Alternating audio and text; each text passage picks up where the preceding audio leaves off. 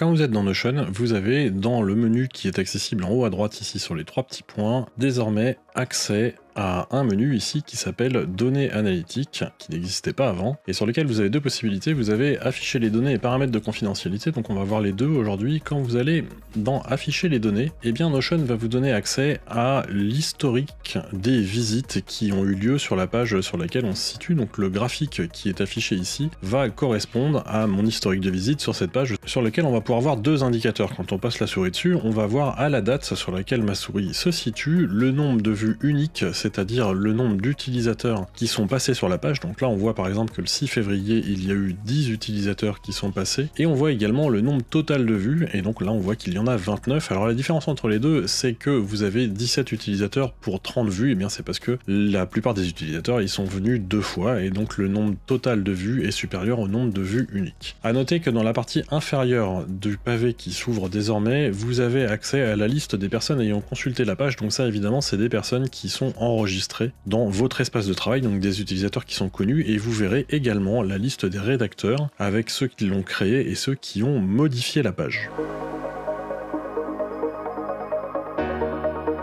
Sur la page, vous avez également accès ici à paramètres de confidentialité dans lequel vous pouvez indiquer que vous voulez enregistrer ou ne pas enregistrer l'historique de vos vues. Alors ça, c'est si jamais vous ne voulez pas que Notion enregistre vos visites sur les pages de l'espace de travail, eh bien il vous suffit ici de passer à ne pas enregistrer, et comme ça vos visites seront anonymes, et en tout cas elles ne seront pas comptabilisées dans les données analytiques que l'on a vues juste avant.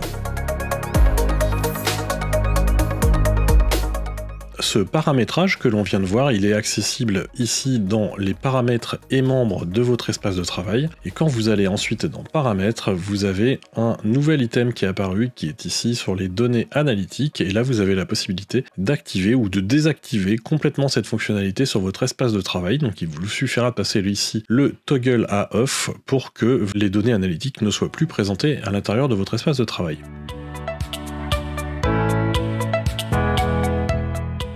Enfin, une note pour ceux qui font leur site web à partir de Notion, ce qui est mon cas. Alors là, ce que vous avez à l'écran, c'est la page Notion qui correspond à mon site web, et ce qui permet de faire la transformation entre ma page et mon site web, c'est une solution qui s'appelle super.so que j'avais déjà présentée dans des vidéos précédentes que je vous invite à aller regarder. Si vous utilisez ce genre de solution, alors les données analytiques ne fonctionneront pas, et c'est pour ça que je voulais vous en parler aujourd'hui. Vous voyez là, ce qu'on voit, c'est que j'ai une visite par jour. Alors ce qui est faux, hein, j'ai été vérifié dans mon Google Analytics, et en réalité je suis à 40-60 visites par jour. Pourquoi les données ici sont fausses? Eh bien c'est parce que les solutions qui permettent de transformer votre page Notion en site web, elles utilisent un système de cache, c'est-à-dire que votre site web, il est en réalité stocké chez eux, de façon à pouvoir être présenté à vos utilisateurs de manière plus rapide, et la solution en question, donc moi dans mon cas c'est super.so, ne vient dans Notion que quand il en a besoin pour rafraîchir les données en question, et donc c'est la raison pour laquelle les données d'analytique ne seront pas représentatives de ce qui se passe réellement sur votre site web. C'est quelque chose qu'il faut avoir en tête.